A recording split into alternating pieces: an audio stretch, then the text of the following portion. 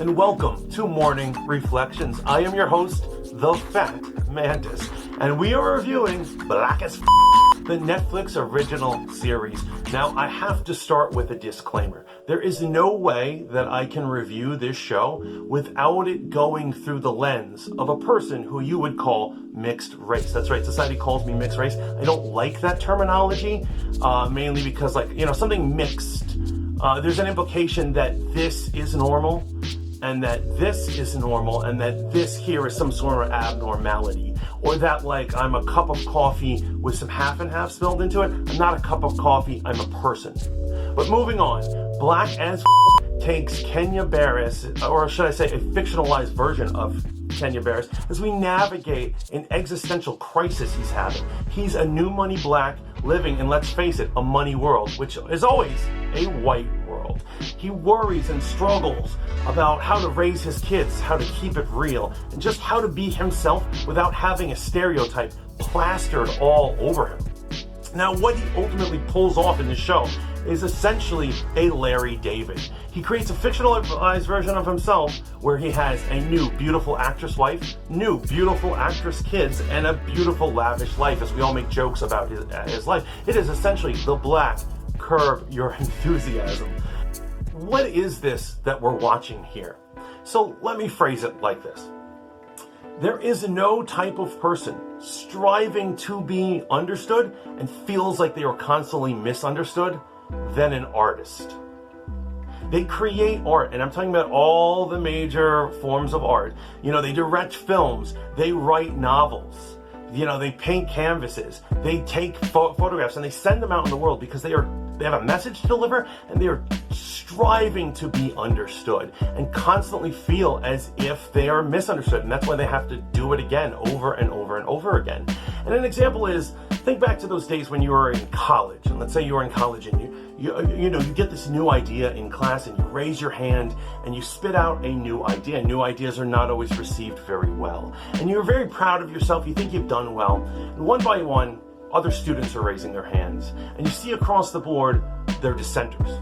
One by one, another dissenter after another dissenter, and dissenters turn into haters, and the next thing you know, the entire class is up in arms against one simple comment that you made, which you thought was very intelligent, and you still do. And you look over across the hall, and you look over at that one person who usually has your back, and they are trying to not make eye contact with you, because you have just been ultimately misunderstood. It is that feeling every day of your life as being an artist. And how does this relate to the show? This show very much is art. Kenya Barris is an artist, and he has a lot of communication to be doing.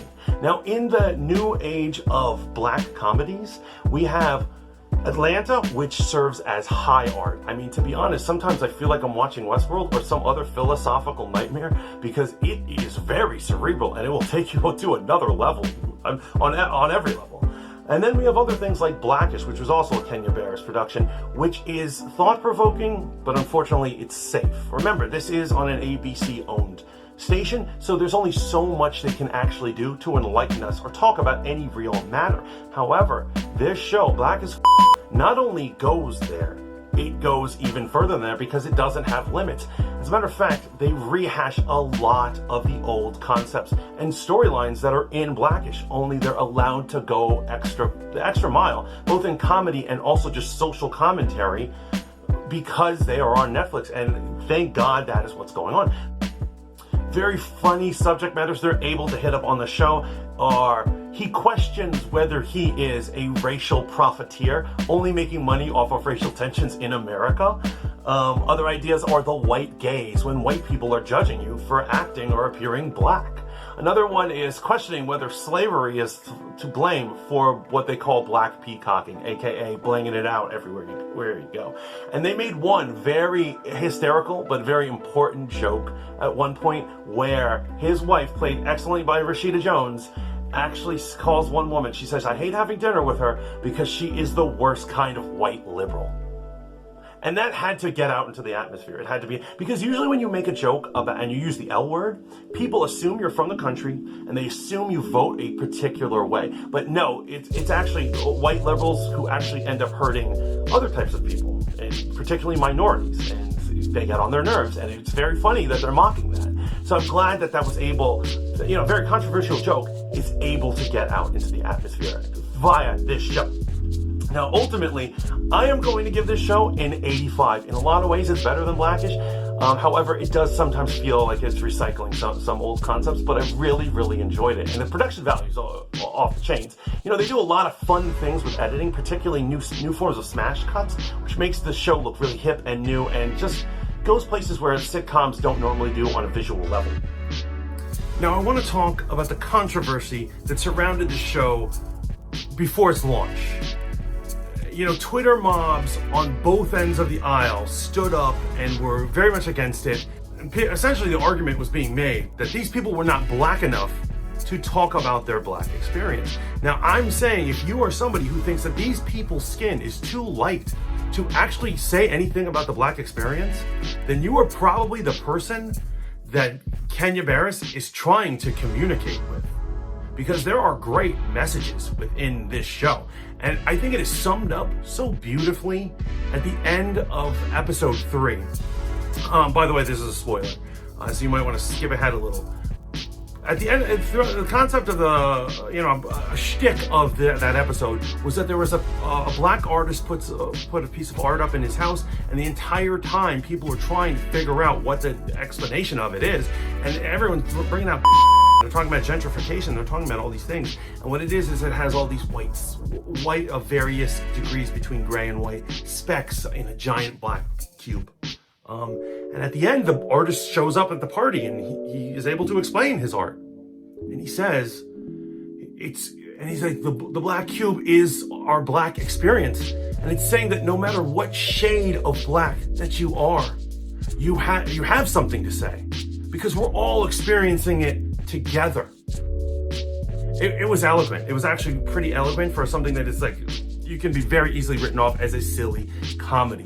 So I think that there's a lot more going on in the show than just your typical shenanigans, and I highly recommend it. Now, before I sign off, I would like to address something that happened on one of my earlier episodes, also regarding race. And this has to do with Stargirl. And I got a lot of backlash on my Stargirl episode. So I have not seen it yet.